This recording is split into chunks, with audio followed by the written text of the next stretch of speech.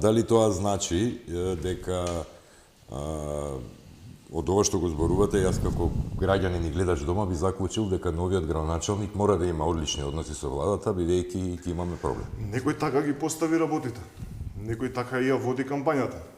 Знаете како го разбирам јас тоа? Значи, не, зборувам практично. практично. Ако досегашното искуство ви зборува дека... вака ќе ви кажам најпластично. Значи, јас сум дел од коалицијата во 2021 бев од коалицијата која што ветуваше 250 нови автобуси и бесплатен јавен превоз. Добро. Ме разбирате? Таа политичка партија се скара со градоначалничката. Сега, без разлика за нивниот конфликт, тоа нивните ветувања пред граѓаните биле исти како таа градоначалничка.